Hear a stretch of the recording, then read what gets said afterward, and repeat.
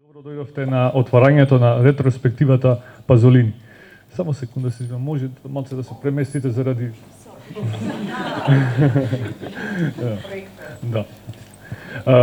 Јас сум Ѓорги Пулевски, директор на Филозофски филмски фестивал и ми е голема чест што вечерва се тука со нас.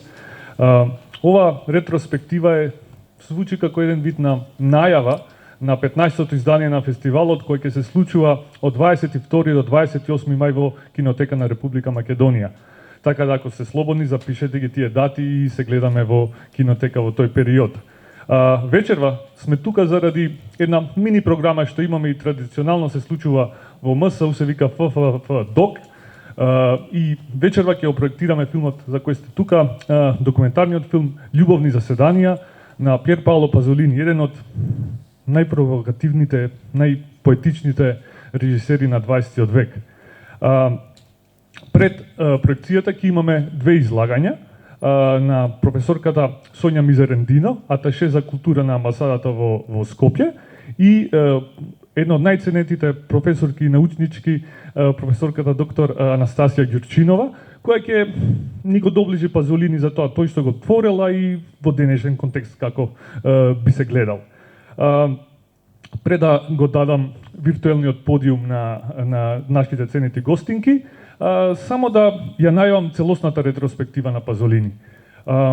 На 7 мај почнуваме со Теорема во 20 часот во Кинотека на Република Македонија, на 8 мај го имаме Цар Едип и на 9 мај го имаме Декамерон. Сите проекти почнуваат во 20 часот во Кинотеката на Македонија. Уште една најава која ќе искористам оваа шанса да ја најаваме.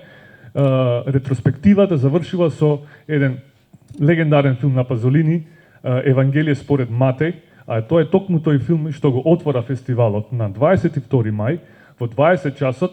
Ако го немате погледнато филмот, би ни било драго да сте таму, затоа што тој е еден од можеби најполаризирачките филмови што го карактеризираат Пазолини и е ретка шанса да се погледа, посебно со еден искрен и многу напорен превод што го направи нашиот Виктор. Така да Виктор сега уште потешка задача има да се фокусира стварно на тој превод. Нема да должам уште многу, се надевам дека Пазолини филмот ќе ве инспирира и провоцира како што нас не провоцира и инспирира цело време. Сега тука ќе скратам и ќе повикам професорката Сонја Мизерендино од амбасадата на Италија за да ни го најави филмот и програмата.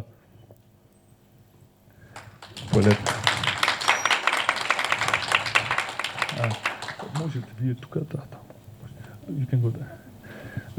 пред да го дадам микрофонот, сакам искрено од името на цел фестивал да му се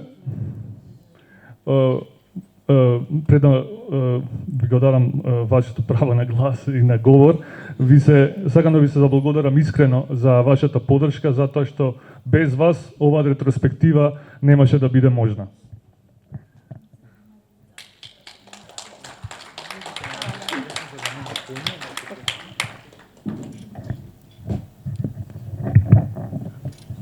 Добро вечер. Почитуван председателе на Философското друштво на Македонија Лупчо Мицповски, почитуван програмски директор Ѓорги Пулевски, почитувана professorke Anastasia Ѓurcinova, draghi gosti. È un grande privilegio accogliervi a nome dell'Ambasciata d'Italia a Skopje a questa rassegna dedicata a Pier Paolo Pasolini, organizzata dalla Società Filosofica Macedone in collaborazione con la nostra ambasciata. Quando abbiamo ricevuto la proposta di partecipare a questa iniziativa, non potevamo che accoglierla con entusiasmo per rendere il dovuto omaggio ad un grande artista poliedrico, poeta, scrittore, giornalista, regista, sceneggiatore, attore e drammaturgo italiano nell'anno in cui ricorrono i 50 anni dalla sua scomparsa. Ми представува чест да ви посакам добри дојде во име на Италијанската амбасада во Скопје на оваа ретроспектива посветена на Пјер Паоло Пазолини, организирана од Македонското филозофско друштво во соработка со нашата амбасада. Кога добивме предлогот да учествуваме во оваа иницијатива, не можевме да не го прифатиме и тоа со голем ентузијазам, за да му дадеме должна почит на еден на вистина голем и сестрен италијански уметник, поет, писател, новинар, режисер, сценарист, актер и драматург, особено во годината во која се навршуваат 50 години од неговата смрт. Attraverso le visioni di 5 opere emblematiche, come ha ricordato il direttore, Comizi d'amore, Teorema, Edipo Re, Decameron e il Vangelo secondo Matteo, avremo l'opportunità di esplorare la profondità del suo pensiero e il suo sguardo unico sul mondo. Преку прикажувањето на 5 емблематски дела, односно на љубовни заседанија, Теорема, Цар Едип, Декамерон и Евангелието според Матеј, ќе имаме можност да ја стражиме длабочината на неговата мисла и неговиот уникатен поглед на светот. Personalità eclettica quanto tormentata, Pasolini è stato un intellettuale totale, libero, antiretorico, capace di intrecciare poesia, cinema e filosofia in un linguaggio che ancora oggi scuote le coscienze. La sua capacità di indagare le trasformazioni della società, di mettere a nudo ipocrisie e contraddizioni della sua contemporaneità, lo rende una figura imprescindibile nel panorama culturale del Novecento. Il patrimonio artistico e intellettuale che ci ha lasciato rappresenta sicuramente una delle più importanti eredità italiane. Еклектична и измачана личност, Пазолини беше интелектуалец во секоја смисла на зборот. Слободен, антиреторичар, способен да ги поврза поезијата, филмот и филозофијата на начин што се уште ја допира нашата совест и денес. Неговата умешност во истражувањето на трансформациите на општеството, во разоткривањето на лицемерието и противречностите на неговото време, прави од него суштинска фигура во културната панорама на 20 век. Уметничкото и интелектуално дело што ни го остави, несомнено представува едно од најзначајните италијански наследства. Il film che apre questa rassegna, Comizi d'amore, è un esempio straordinario del suo innovativo metodo di indagine sociale. Con questo documentario del 1964, Pasolini percorse l'Italia per interrogare uomini e donne di ogni estrazione sociale, età e provenienza su temi legati alla sfera della sessualità, del pudore e della morale. Il risultato è un affresco crudo e autentico della mentalità di un'epoca, un confronto diretto con opinioni che oscillano tra tradizione e cambiamento. Pasolini non interviene con giudizi, ma lascia che siano le voci del popolo a raccontare, svelando così le tensioni profonde tra passato e futuro, tra libertà e censura. Филмот што ја отвара оваа ретроспектива, Љубовни заседанија, е извонреден пример за неговиот метод на општествено истражување. Со овој документарец од 1964 година, Пазолини патувал низ Италија за да го испита мислењето на мажите и жените од сите општествени класи, возрасти и потекла, за прашања поврзани со сферата на сексуалноста, срамот и моралот. Резултатот е една сурова и автентична фреска на менталитетот на една ера, во директна конфронтација со мислењата што осцилираат помеѓу традицијата и промената. Пазолини не интервенира со никакви расудувања, туку им дозволува на гласовите на луѓето да ја раскажат приказната, откривајќи ги на тој начин длабоките јазови меѓу минатото и иднината и меѓу слободата и цензурата. Pasolini non cercava spettatori passivi, ma individui pensanti, capaci di ascoltare e mettersi in discussione. I suoi film continuano ad apparire enigmatici, ideologici e dirompenti, ma sono ancora vivi e pulsanti, sicuramente difficili da dimenticare. Nel corso di questa rassegna invito pertanto ciascuno di voi a immergersi nel suo universo visivo e concettuale, lasciandovi provocare dalle immagini e dai dialoghi, permettendo che questi vi scuotano e vi facciano riflettere. Пазолини не изискува само пасивни гледачи, туку индивидуи што размислуваат и се способни да слушаат и да се преиспитуваат себе си. Неговите филмови натаму ни се чинат енигматички, идеолошки проткаени и шокантни, но тие се уште актуелни и пулсирачки, тешки да се заборават. Во текот на овој осврт ве поканувам секој од вас да се нурнете во неговиот визуелен и концептуален универзум, дозволувајќи да бидете испровоцирани од сликите и диалозите кои имаат за цел да ве погодат и да ве натираат да размислувате.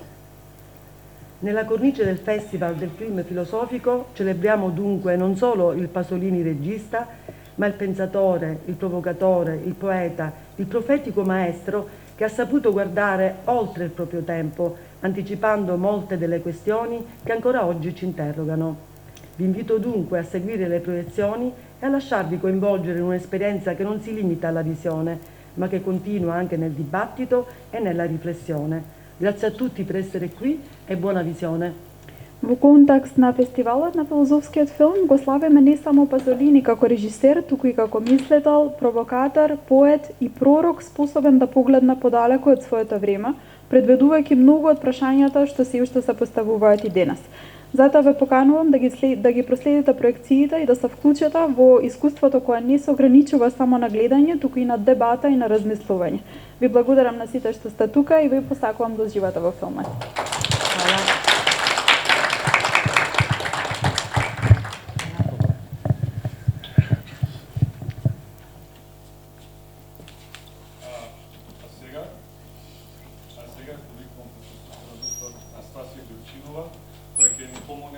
Да се доближи делото и значењето на Пазолини денес. Професор, ке ви кажав и приватно, но и вака јавно да ви се заблагодарам за поканата и што прифативте во толку кусурок. Фала ви. Добро, ви благодарам. Благодарам за оваа убава најава која ме тури подстреснили сега со сите овие титули што ми ги набројавте. Да, за неколку дена се решивме и го прифатив ова заради љубезниот предлог на Виктор, тоа не можеше да се одбие и заради некои наши претходни разговори за Пазолини. Добро, почитувани колеги и драги пријатели, ќе се трудам да бидам што помалку формална и прекинувајте ме ако забегам на кај оние 40 минути професорски. Не напишав никаков текст, имам само еден мал подсетник да не заборавам нешто што сакав да ви кажам. Пазолини е авторот кого не сум го проучувала посебно и не сум некој голем специјалист, но со овие годишнини што еве последниве години се прославуваат, во 2022 100 години од неговото раѓање и оваа година 50 години од смртта, ми се падна да ме поканат во некои проекти да зборувам за тоа дали Пазолини е познат и на македонски јазик во нашата средина и така почнав повеќе да го проучувам, а на нашите курсеви во катедрата за италијански јазик и книжевност ние го изучуваме само на едно место во предметот италијанска книжевност на 20 век, во курсот за поезија, каде што работиме една единствена песна негова, а тоа е Посмртните останки на Грамши. Но ќе се потрудам да кажам нешто понатаму и за врската помеѓу Пазолини и Грамши, бидејќи таа е секако дел од неговото наследство и зошто овие големи италијански интелектуалци некако се среќаваат во нашите интереси последниве години. Добро, Пазолини е најпознат како филмски деец, како филмаџија, нели, како режисер, како драматург, како автор на сценарија, па и како актер во некои филмови, што не е домен на мојот интерес. Јас со години го следам фестивалот на Друштвото на филозофите и знам дека вие одбрани и убави филмови на големи автори и уметници бирате нели за вашата програма и сваќам зошто и Пазолини е дел од сето тоа. Како книжевник, како поет и како прозаист, нели, тој има творештво, има прекрасни песни, како оваа за Грамши, што ја спомнав пред малку. Има неколку романи по кои е познат, тоа се насилниот живот, романите во кои што теорема, во кои што главно ја оживува римската периферија и ни ги истакнува пред очи ликовите кои што не биле јунаци на книжевни дела порано. Оние занемарени, периферни, мали деликвенти, оние кои што не заслужуваат да бидат херои на книжевно дело. Но Пазолини е таков. Прекрасна е оваа илустрација со која еве некако почнува и вашата ретроспектива на Пазолини. За мене секогаш беше многу интересно како една таква нежна душичка и еден фин интелектуалец толку сакаше да игра фудбал, нели, некако тоа не одеше едно со друго, мачо, спортот и неговата, се разбира, и сексуална, хомосексуална ориентација и се она со кое што тој го провоцираше италијанското општество. Во италијанската литература морам да кажам зошто не толку се занимавав со него, затоа што се занимавав со Итало Калвино, а Пазолини и Калвино се контраподи некако во книжевноста. Карла Бенедети, една позната критичарка, напиша книга Пазолини против Калвино, нели наспроти, и ги истакнува вредностите и на едниот и на другиот, големи интелектуалци и одлични писатели, но дали денеска литературата треба да оди во калвинијански или во пазолинијански смер, тоа беше предметот на дискусијата. И јас како калвинијанец, нели, калвиновец, некако го запоставив Пазолини, кому му се вратив, еве кажав по некои поводи последниве години. Добро, освен тоа што се уште за него зборуваме како за провокативен интелектуалец, како за enfant terrible на италијанската култура и општество на 20. век, морам да кажам дека во суштина Пазолини е веќе канонизиран. Тој одамна е во канонот на италијанската литература, филм и култура. Ние од таа вистина не можеме да избегаме, колку и да сакаме да го прикажеме така вон сите струи, нели, и авангарден, и скандалозен, и какви се веќе политички некоректен, ајде да речам со еден збор, бидејќи го нервираше, нели, сето тоа што беше коректно во моментот. Кај него атеизмот, ајде, еве, деновиве сме и со папата преокупирани, и тоа би било за него тема да беше жив, атеизмот не е во сукоп со христијанството. Тој во младоста има многу пишувано, па и гледате и во делата, дека постојано ја преиспитува верата и религијата, но како марксист, подоцна, идеолошки определен марксист, нели, се повикуваше постојано на тој негов атеизам и не сакаше да ја признае, особено црквата како институција. Нешто за таа критика ќе кажеме, можеби и понатаму. Односно, зошто понатаму? Еве, веднаш ќе кажам, бидејќи мислам дека идејата на Виктор за да ме покани мене да зборувам за Пазолини беше да зборувам за Декамерон. Една филмска адаптација на дело кое што го преведував на македонски јазик и за кое би знаела нешто да кажам, нели, па и за разликите помеѓу делото и филмот, но бидејќи нема да можам физички тоа да го сторам во петок навечер, се договоривме денес да ги кажам и тие работи.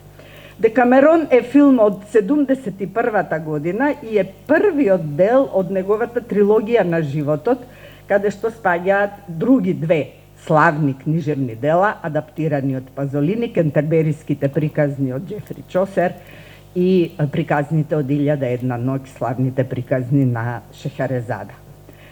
Што е типично во неговиот Декамерон? Пазолини во Декамерон гледа химна на слободата, на слободното изразување на љубовта, на еротизмот, на физичката љубов, на критиката во општеството. Јас спомнав црквата. Па, од тие 8-9 новели што он ги има преработено во неговиот филм Декамерон, секако се одбрани оние кои што ја содржат најголемата критика на поповите, свештениците, калугерите, калугерките и така натаму. Секако ги има оние каде што мазето се преправа дека е глувонем, па доаѓа во женскиот манастир, нели, да си ужива со калугерките и така натаму, мислејќи дека тие никогаш нема да кажат ништо, дека тој нема да каже, а тие дека ќе останат скриени. Или славната новела од 9-тиот ден за опатицата која што секоја вечер им проповеда на своите монахињи да бидат честни, да се затворат во монашките келии, а таа ја има слободата да си се забавува со локалниот поп, кој ја посетува секоја вечер во незината соба, нели? Па кога една од овие млади монахињи ќе сгреши со еден млад човек, нели, еден маж, што ќе се најде во близина, ќе се испостави дека опатицата со гаките на попот излезе да им дели придики и така натаму. И тоа се тие некои сцени, нели, кои што тој не ги пропушта. Едноставно речено не ги пропушта. Што е интересно? Иако се новелите на Бокачо сместени главно во Тоскана и во други градови, нели, низ Италија и низ Европа и низ Медитеранот воопшто, кај Пазолини се главно сместени во Неапол. Зошто тој го одбира баш градот Неапол и наполитанската култура и традиција за фон, за амбиент во кој што ги преработува новелите? Па затоа што Неапол е најеклатантно, нели, не официјалниот, не устоличениот, сиромашниот Неапол, градот на бедните, на несрекните, на оние кои што се бедни и несрекни, а пеат прекрасни канцони, нели, и покрај морето и се восхитуваат на месечината. Таа автентична култура, неизвалкана со кобајаги, нели, високиот морал на општеството и така натаму, сака да ја прикаже нашиот Пазолини. Во неговата тенденција да се стави секогаш на страната на бедните, на сиромашните, на ниските слоеви, на несрекните, на оние кои што немаат моќ во општеството, оние кои што се лишени од моќта, да видиме тие како живеат, што чувствуваат, каква е нивната љубов, каква е искреноста, каква е неискреноста, какви се измамите што си ги подметнуваат, нели, постојано. Во духот на Ренесансата, нели, на предренесансата, која што е присутна и кај Бокачо, неговиот Декамерон го слави. Земниот живот, остроумноста, победува умниот, нели, над глупавиот и особено критиката на слоевите, како што кажав, на свештенството, која била незамислива пред ренесансното време. Добро, Декамерон ќе го гледате и ви завидувам за тоа и знам дека ќе доживеете убави и пријатни моменти со неговите новели.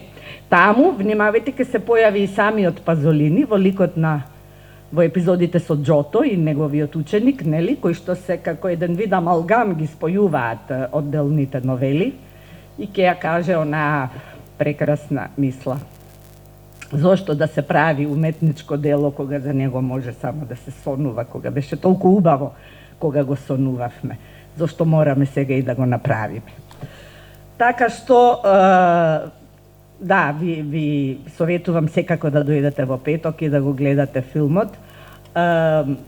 Неколку зборови кажав дека ќе споменам за, и така и беше најавено, за Пазолини во Македонија.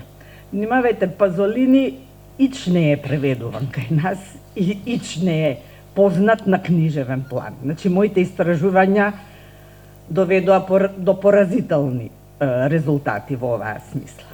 И сега он беше познат како интелектуалец. Јас се сеќавам уште во југословенско време, како левичар, особено како интелектуалец од левицата, како марксист. Неговите односи со комунистичката партија на Италија беа апсолутно контроверзни. Вие не можете него да го замислите, нели, да почитува партиски правила или не знам тоа. Идеолошки ја сакаше левицата, но се разбира дека партиски член тој не можеше да биде подолго време. Но кај нас беше главно тој негов ангажман, да речам, познат и присутен во нашето општество и немаме многу преводи, затоа што предпоставувам дека во југословенско време се читаа преводите и на српско-хрватски јазик кој доаѓа лесно до кај нас и ние имавме увид во тоа што беше преведено и што се печатеше од Пазолини во пошироката наша татковина. Почна да се преведува поинтензивно во 90-тите и во 2000-тите години. Што можев да издвојам? Прво во 90-тите се појавија првите написи во кинопис, се разбира, филмските негови есеи, еден напис од Кети Карамфилова за монтажата на Пазолини, за кадарот секвенца и семиологијата на филмот, неговиот текст и така натаму, почна пред се како кинематограф да го запознаваат и да го пласираат, нели, нашите колеги. Во две антологии имаме песни, антологија на современа италијанска поезија и раскази. Се појавуваат во 90-тите, се до единствената книга од Пазолини што се појави 2004-та, тоа е Теорема. Значи, ако некогаш сакате да земете книга од Пазолини преведена на македонски, една ќе најдете, тоа е Теорема, издадена кај Диалог во превод на Наташа Сарџевска. Наташа Сарџевска, преведувачката, моја бивша студентка, нели, италијанистка, поетеса која преведува од италијански и од португалски, со голема страст се зафати за Пазолини и многу го проучуваше и одеше дури во Казарса.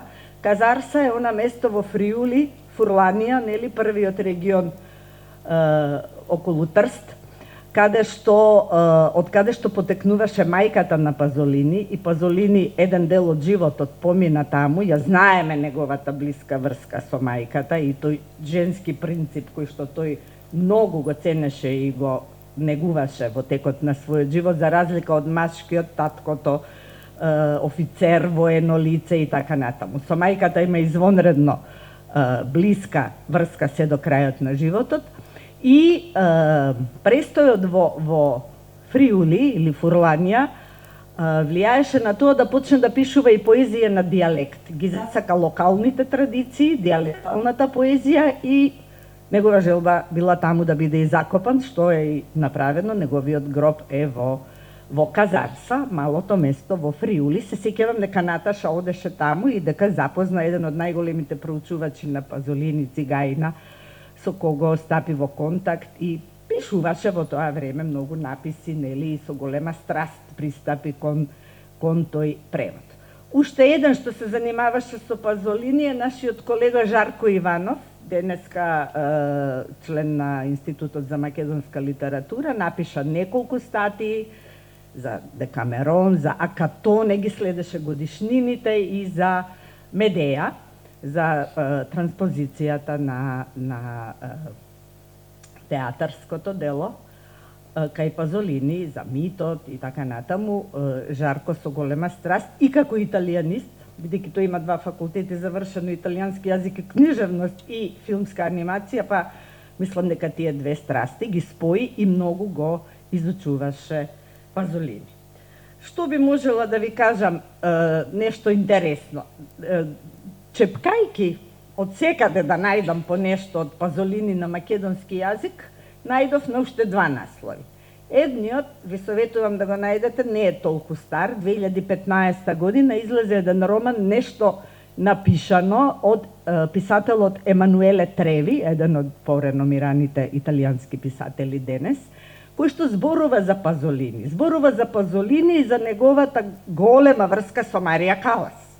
Позната, едно замислено патување во Грција и така натаму, нешто напишано, е еден роман во превод на Живко Гроздановски, издание на Магор 2015, е целиот посветен токму на Пиер Паоло Пазолини. И нешто уште поинтересно и пак поврзано со Грција, Кобис ке го чепнете и ке ви излезат сите, нели, единици, многу ме зачуди.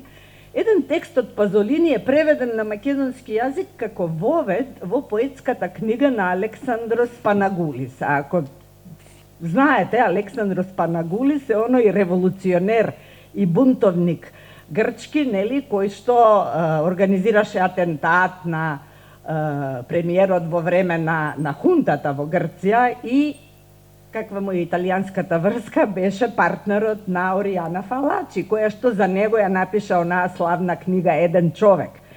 Сега, поезијата на Панагулис, преведена од Емилија Мајсторова, па во 2005 година, еве ми кажуваат податуциве, го има како предговор написот што Пазолини го напиша, нели, за неговата поезија, а со овој човек, револуционер, бунтовник, антихунта, нели, левичар, марксист, ултралевичар и така натаму, го спојува многу работи и така и тој пасиониран текст, ете, може да се најде на македонски.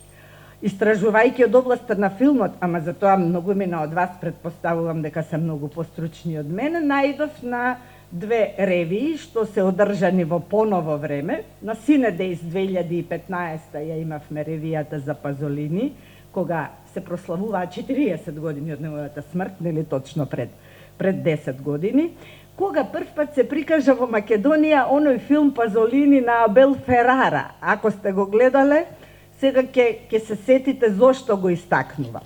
Од меѓу другите биографски филмови за Пазолини, нели, го прикажа и овој, каде што во една сцена, кога се наоѓаат јунаците на филмот во салонот, во еден интериер, се пушта грамофонот, нели, се бара да се пушти една плоча и вели, колку е оваа убава хрватска мелодија, а всушност од таму свири Зошто си ме мајко родила.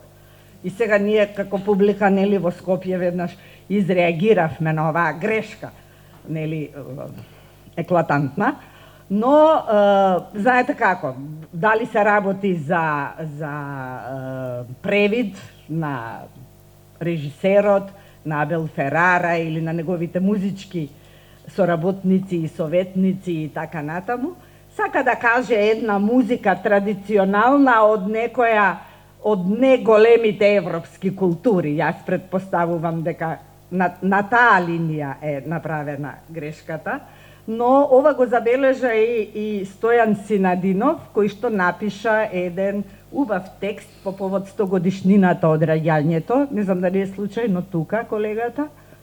Не, многу би сакала да го запознам, бидејќи текстот беше убав и многу интелигентно напишан, каде што тој напиша 100 години од раѓањето на провокацијата и ја погоди, нели, во срж формулацијата која што се употребува за Пазолини како провокативен интелектуалец се до ден денес. Ете така, тоа беше првата ревија на Синедејс и втората пред 2-3 години, 2022, по повод 100 годишнината од раѓањето, ги видовме Мама Рома и Медеја, ако не се лажам, или не знам кој беше вториот. Добро, 2 филма во кинотеката, како што и сега ќе се прави еве по повод на ова ретроспектива. Добро, со денешен јазик кажано, сето ова околу телото што ќе слушаме денес, сексуалноста, еротизмот, љубовта и нејзините варијанти, нели, како се појавува во нашите животи, заедно со идеологијата, општествениот ангажман, критиката на општествениот морал и се ова за што зборував до сега, го прави ликот на Пазолини и со денешен речник ние би рекле тој на некој начин практикувал биополитика без да знае за овој термин, нели, го антиципира она денеска што многу пати го споменуваме.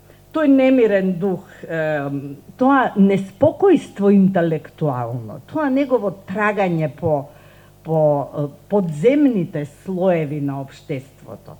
Па и тоа како го заврши животот, на грозоморна сцена, нели, на плажата во Остија, близу Рим, кога е најдено неговото тело, речиси измасакрирано и така натаму.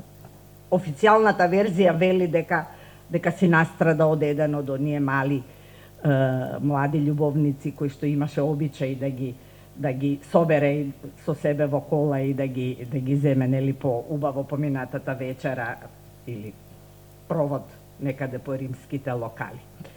Тој ангажиран интелектуалец истовремено е и декадентен уметник.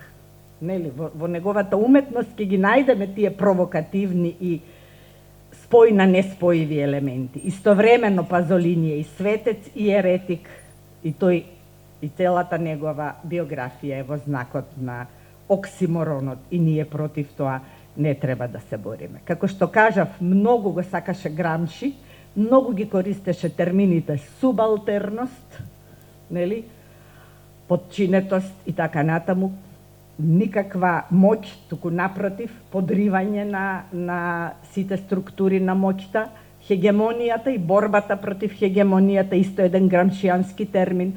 Мислам дека денес во добата на постколонијалните студии овој Пазолини исто така одлично би се снашол, како што се повикуваме постојано на Антонио Грамши. Тоа е таа иста линија, нели, која што би требало да се следи. Читајте го, гледајте го Пазолини против сите табуа, против сите ограничувања во име на вечната слобода на уметноста. Ви благодарам.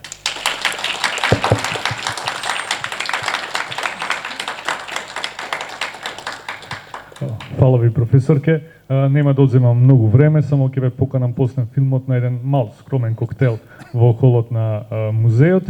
И ако треба нешто да кажам за филмот, дури го гледате, замислете си колку од овие реплики доаѓаат можеби од денес вашите комши, пријатели, роднини, партнери. Така да ова покажува само за неговата вечност и можеби дали времето прогресира или талка во место. Фала ви.